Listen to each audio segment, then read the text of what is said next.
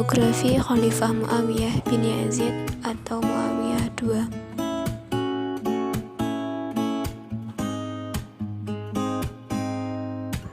Muawiyah adalah putra dari Yazid bin Muawiyah dan seorang ibu yang tidak diketahui dari Banu Kalab.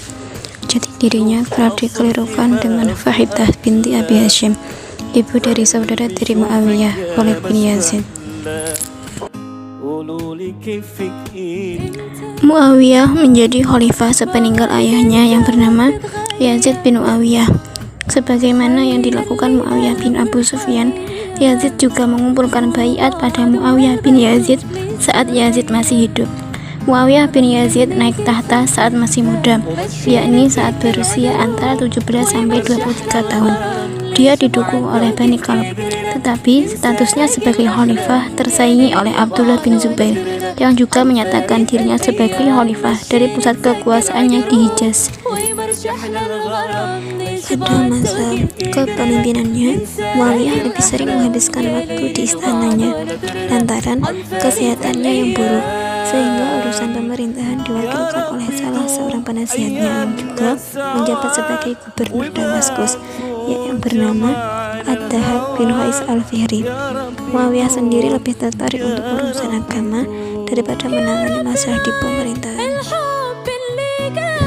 Muawiyah bin Yazid menjadi khalifah atas dasar wasiat ayahnya pada bulan Rabiul Awal tahun 64 Hijriah atau berkenaan tahun 683 Masehi. Dia adalah seorang pemuda yang soleh.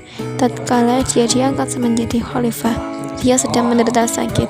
Sakitnya bertambah-tambah hingga akhirnya dia meninggal dunia. Dia bahkan tidak pernah keluar pintu sejak dia diangkat menjadi khalifah. Dia belum sempat melakukan apa-apa dan belum pernah menjadi imam sholat untuk rakyatnya.